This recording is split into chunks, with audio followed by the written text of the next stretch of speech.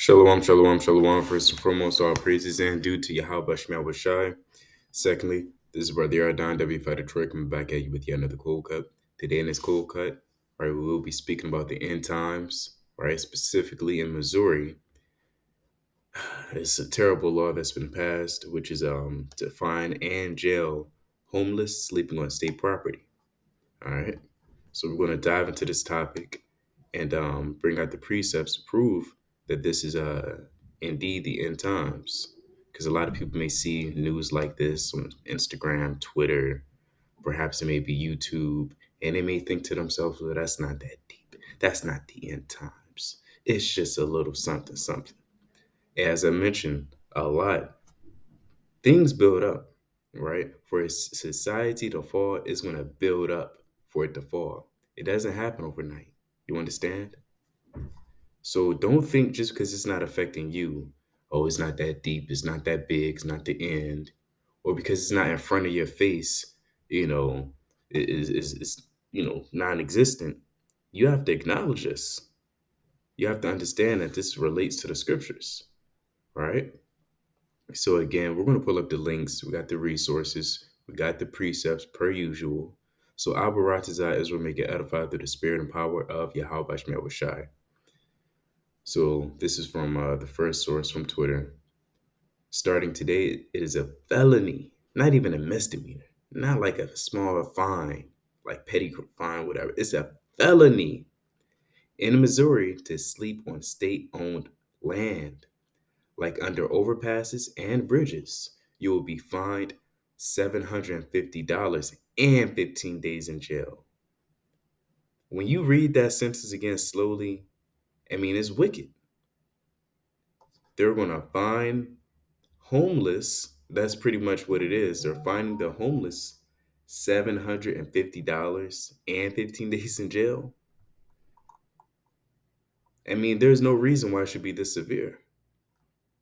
You got to understand what now Israel people, they may fall on hard times, and I'm not here for the nations, but you would think that Esau, being the one that's in control of how these bills are passed, you would think that they would consider their own people, but they don't. In an ancient world, it really wasn't like this. In Rome, they kind of just help out their own people. If you're a Roman citizen, you kind of get that, pat on the back. It's all right. We got you. You wouldn't be scourged as other men. All right. But in America, I mean, damn, they don't give a damn. They don't care about their own people. So let's pull out the precepts. This is spiritual.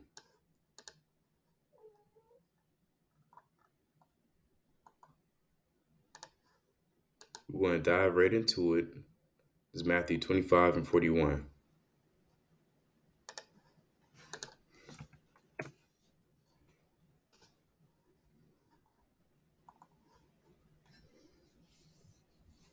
Then shall he curse also unto them on the left hand. Right? For those who may not understand, but in this parable, the Lord speaks to Israel, right? Telling them, on the right hand is the sheep, and on the left, it's like on the left are the goats, right? Through the multitude of precepts, we are to understand that the sheep is none other than Israel, right? For an example, you have Micah 2 and 12, you have Jeremiah 50 and 6, you have Second Ezra's the fifth chapter and the 23rd verse on down. You have Matthew 10 and 6. We are indeed the sheep of Israel, Yasharallah. So what would that make the goats? The heathen, that by default, that's plain upon tables. The Lord speaks in similitudes and parables. So in this parable, we find that the sheep are Israel. And it tells us in verse 33, and he shall set the sheep on his right hand, but the goats on the left. Then shall the king say unto them on his right hand, come ye blessed my father, inherit the kingdom prepared for you from the foundation of the world. So let's jump down. Salakil. Matter of fact, let me get the is that all I wanted? Con. Let's jump down. Then shall he say also unto them on the left hand, depart from me, yea, cursed, into everlasting fire prepared for the devil and his angels. For I was an hungered, and ye gave me no meat, I was thirsty, and ye gave me no drink. I was a stranger, and ye took me not in, naked, and ye clothed me not, sick, it's like it clothed me not, sick and in prison, and ye visited me not. Then shall they also answer him, saying, Lord, when saw we thee an hungered, or athirst, or a stranger, or naked, or sick, or in prison, and did not minister unto thee? Then shall he answer them, saying, Verily I say unto you, insomuch as ye did it not to the one of the least of these, ye did it not to me. Right? Right. So on a bigger scale or on a bigger level, right, we find that Esau, the so-called white man, he's not treating he's not treating Israel appropriately. Right? He's not meeting us with food. He's not meeting us with raiment. Neither is he visiting us in a prison. You understand? We're a stranger and we're treated as such. We're not treated as a brother. We're not entreated. And he's not even doing this to his own people. So how much more towards God's elect? And that's their response. They said, Well, we didn't see you, Christ. Lord, we didn't see you on earth. He said, yeah, how should I say, whatever you did to, these my people, and that's what you did to me. And that's deep. And these shall go away into everlasting punishment, but the righteous into life eternal. Right now, that's not to say the 2/3 can't fit that this that what's the word I'm looking for? That's not to say the 2/3 can't fit that lot, but we understand on a spiritual level, the sheep again is Israel, and the goats is the nations.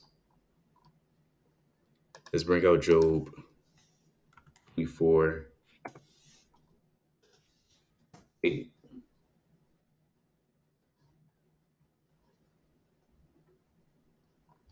That's Matthew.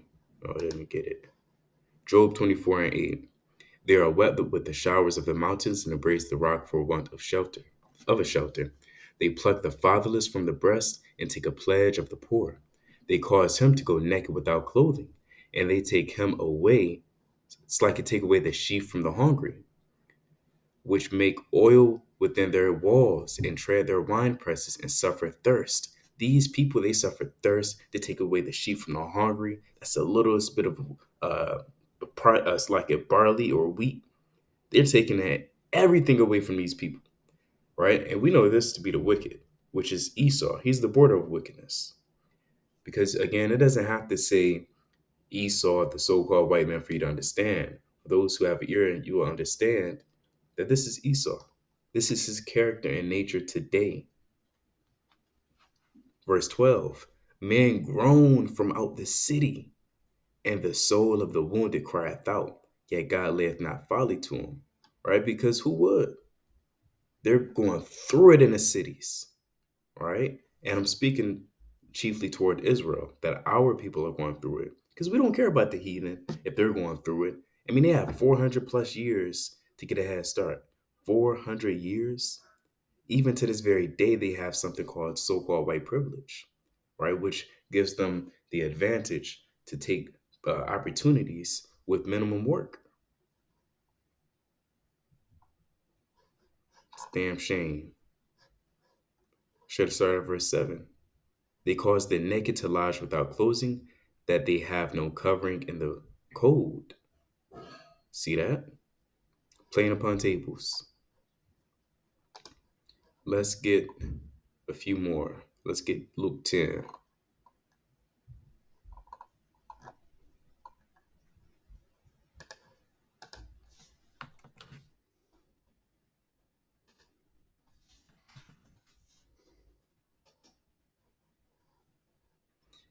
And behold, a certain lawyer stood up and tempted him, saying, Master, what shall I do to inherit eternal life? He said unto him, What is written in the law? How readest thou? And he answered, said, Thou shalt love the Lord thy God with all thy heart, with all thy soul, and with all thy strength, and with all thy mind, and thy neighbor as thyself. Right? And that's deep. Because again, I'm going to jump from point to point. Right? On one level, hey, Israel, if you see your poor brethren, kind of going through it, show them mercy. Right? examine the cause, examine the case. Because more than likely, the reason why they went through that is, of course, through the curses. But just because somebody went through the curses doesn't mean you get to dismiss them and say you got demons. Still treat your brothers with brotherly love. That was done in the ancient world. So we'll bring out that precept because I have a precept for that. And the other point is Esau not showing their own people brotherly love, right? Which is what we don't really care about. But nevertheless, this fits what Yahushua said of how in the last days the love of many shall wax cold. And that's happening. Because in the 70s, it wasn't really a lot of poor white people. They all kind of helped each other out. They went hand in hand. They were robust. They were hardy. They kind of give a poor man an opportunity and a chance. Now you got rich man, they just walk past another Edomite and spit at their face. You know, it's bad. Again, not that we care, but just presenting to you what's going on in these last days. Let's get Deuteronomy 28. Before we get that, what's that? Just slipped my mind. Leviticus 23. And when ye reap the harvest of your land, thou shalt not make clean riddance of the corners of thy field. Right? You can't reap the riddance of the corners of your field. When thou reapest, neither shalt thou gather any gleaning of thy harvest. Thou shalt leave them unto the poor and to the stranger. I'm the Lord your God. Now today, you got big fat ass electrified fence with a sign that says big ass dog beware. And another one that says I have a gun. And then I seen some that said F around and find out, you know? Or just so you don't get that food. I mean, again, in the ancient world, it was never like that. If I was down on my luck, I gotta feed my family. I run across a field. Yeah, I grab this and I grab that. Give one to my wife, whatever the case is, and we keep it moving. We keep it pushing. But that's not happening today. You can't even sleep on a damn sidewalk. It's a shame. There's no mercy. They could at least say, all right, there's going to be a warning, and then a second warning, and then a fine. I mean, there's just $750, 15 days in jail. I mean, how do you learn the lesson? How do you learn the lesson? I mean, this is awful. $750. Where is he going to get it from? Or is she, you know? And oh my goodness, this is off.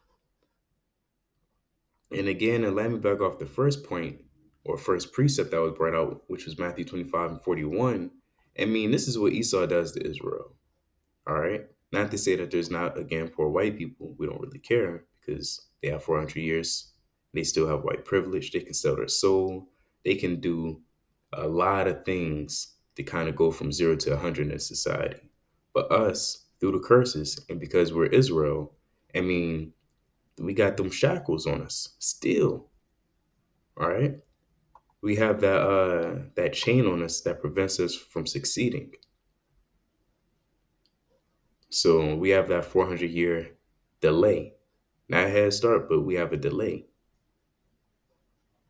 So to prove that Israel, it's like that Esau is doing this and perverting judgment towards Israel, are these two sources. Just one of two. These are the statistics. All right. Black and homeless reflecting on racial inequity. It's like it in inequity. Jeez. Inequities in America's homeless populations. Right. And of course, there's an entire article. We never really read the entire article, but damn, that's bad. We want to dive a little bit into it, but the first thing I had was this: Black Americans account from the same article, from the same website. Black Americans account for 40% of the homeless population, despite making up only 13% of the general population. In Boston, where 25% of residents identify as black, over 47% of the homeless population is black, a figure that has grown significantly from 33% in the year 2000, even as the percentage of Bostonians who are black has remained relatively consistent since their turn of the century.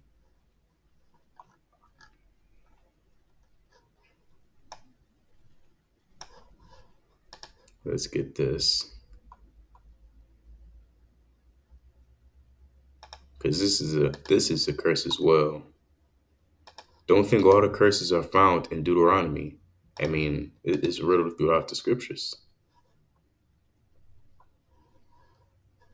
Let's jump down to here. Finally, discriminatory housing and lending policies contribute to the over representation of black people in our nation's homeless population. And that's facts. That's true, you know, because they're always very, very, very acceptable of the so-called white man, his credit score. They give him the chance. He gets the job first. I mean, he's the first fired and we're the first, it's like the last hired. So all these things plays a result into Israel being homeless. Begging in the New Deal era, the Federal Housing Administration systematically enforced segregation on a nation level, confining black families to select neighborhoods with lower quality and lower value homes. Barred from owning property, and I did a cold cut on this actually. That it was an old cold cut channel, got deleted, but that's all right. Barred from owning property in more prosperous all white neighborhoods. And I want to pull up something real quick because I took a note. I did my studies on this through the spirit. Bear with me. This is, if I can find it. Here we go. To pretty much land me back off this piece of this article, right? Because it said barred from owning property in more prosperous all white neighborhoods. And it's been happening for years, since what, the 1800s, you know? Because as time progressed let's say we started 1863, as time progressed, Esau, the so called white man, they invested money. If you invested $100, then you keep investing, whatever the case is, that builds up, right? That's that compounding interest. And from 1863 to 1914, you got about 3,000, right? From 1914 all the way to 2004, you have about a million, right? That's that old money. That's that compounding interest. And that's, again, that head start. This prevents a lot of so-called white people from being impoverished, from tasting from tasting that adversity. All right. And the math, and I did the math, and they did the math. I mean, from 2004 to 2018, you keep investing in money, or that investment, it jumps up to over 3 million. And I'm not talking about investing in the bank. I'm talking about the housing, right? The house itself as well. All right. But I might do a whole nother video on that. But nevertheless, African American families were unable to reap the enormous benefits of home equity appreciation that came with owning a house in the suburbs. One of the most powerful builders of generational wealth. In 2016, for example, the total wealth of median black families in America was less than one-tenth of that of the median white family, even though black families' income is over 60% of white families. All right. So that's if you want to continue reading the article, you can type this in, but that's our source to prove that so-called blacks, Hispanics, and Native Americans are impoverished, and that this bill, so-called law, will impact us the hardest. Here's source two. All right. This is from USA Today. But again, if you want to watch it, you can watch it on your own time. I pretty much showed Israel in case you want to pull it up. But the main piece or the crux of that article is here. where it reads, although the total number of homeless families declined by 5% between 2018 and 2019, 52% of homeless families in 2019 were Black. Those numbers remain virtually unchanged from 2018. Whites, who make up 77% of the population, accounted for 48% of the homelessness in 2019. Those who identify as Hispanic or Latino make up 18% of the population, but 22% of homeless people were a part of this group, according to this report. Right, and as you continue to read the report, more will be revealed. But again, the chief thing to note is this: that so-called Black people are going to be impacted from this the most because there are more homeless so-called Blacks and Hispanics than so-called whites. You know. So let's bring out this precept.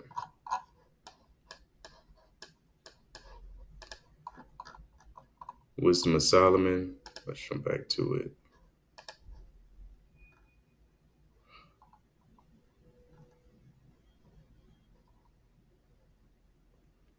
Wisdom of Solomon, chapter 2, verse 10. If this isn't the so called white man, I don't know who is. Brothers and sisters still probably thinking that it doesn't say white man.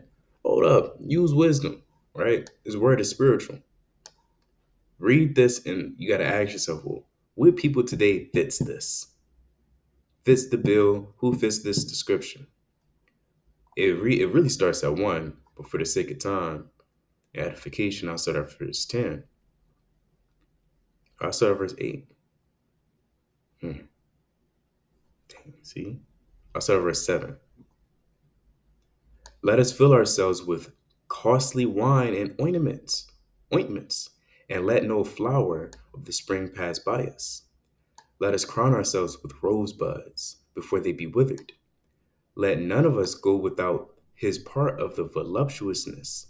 Let us leave tokens of our joyfulness in every place, for this is our portion, and our lot is this. This land, America, Babylon, this is all Esau's, right? Because when the wicked, it's like because the wicked is in charge of the world. That's Job 9 and 24. Let us oppress the poor righteous man.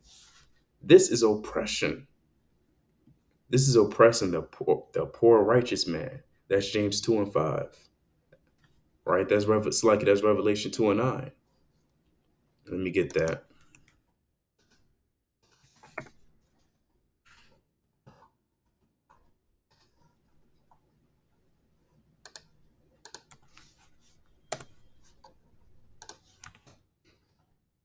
Precept upon precept. I know that works in tribulation and poverty, right? You can't miss this.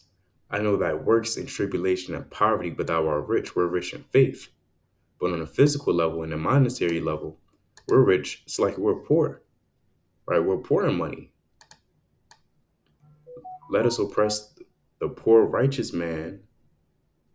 Let us not spare the widow, nor reverence the ancient gray hairs of the aged. They're not even examining a matter. Just ticket in jail. Let our strength be the law of justice. For that which is feeble, found to be nothing worth. Therefore, let us lie in wait for the righteous, because he is not for our turn, and he is clean contrary to our doings. He upbraideth us with our offending the law, and objecteth to our infamy the transgressing of our education. And every time we put out a cold cut video, anytime any Israelite put out a cold cut video promoting the law, statutes, commandments to love the Lord and your brothers, which are the Israelites, people of your own kindred, they get upset. They get offended, right? They want to pick up their gun. They want to call the nearest police station to jam us up. And you may be thinking, that's conspiracy. Who says that? That's fake. Amen. Don't underestimate your enemy. So, this is bad. This is very, very, very sad. Because it sucks seeing you people out there. It's vexing. And sure, you could say judgment all day, but I mean, he still wants to see their people go through that, you know? Let it not grieve thee to bow down thine ear to the poor and give him a friendly answer with meekness. Now, when you YouTube how poor people are treated. I'm not going to do it, but when you YouTube how poor people are treated, I mean, the proof's in the pudding. They say, "I get the hell out of here, get a job, bum, boo, you suck." And I got a testimony, quick, so it's like not a testimony, but a quick anecdote. When we were at camp in Detroit, this one was a little funny, but when we were in camp in Detroit, it was Esau driving on a little trolley. They got a little trolley, pedal pusher, pedal pub, whatever they call it. You kind of, pedal and you get drunk. All right. And Esau asked him for a little bit of change. And he said, F you, and gave him the finger and threw a little beer at him. They said, F you, you know? So, hey, the love and many shall wax cold. He they said it in unison. They're like, oh, F you. It was unbelievable. And he continued to pedal and get drunk. And the other Edomite just put his head down. This is Iraq 29.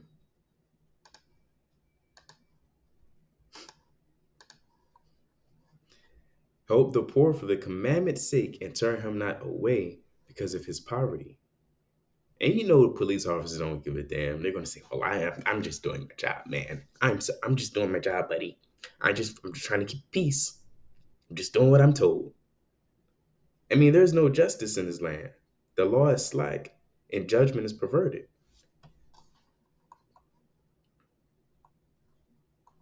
So let's check this out.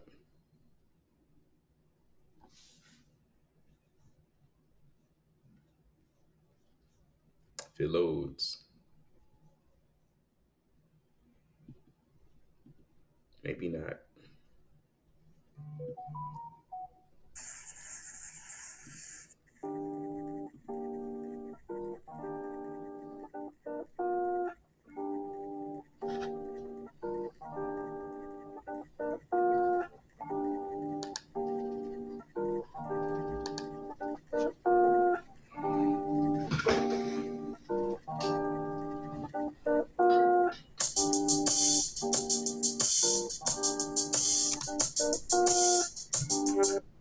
It says, follies in a way. We hope that by mocking the bed of spikes with soft, inviting beds of our own, that people, uh, jeez, that people will look around, notice the social controls built in the space around them.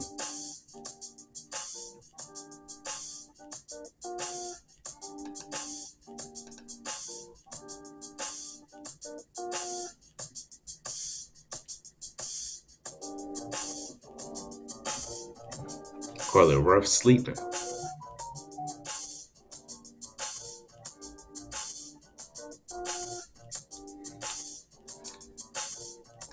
So you got a few Edomites doing that, but so what? You know, that's fine and dandy, but that doesn't stop the judgment of the Lord towards the nation of Esau or Edom. And what you really technically call that is hostile architecture. And this is hostile architecture. This is a prime example, right? They literally design it to prohibit someone from sleeping. Because I mean, clearly you can't sleep on that unless you just sit up, which is very uncomfortable. So that's jammed up.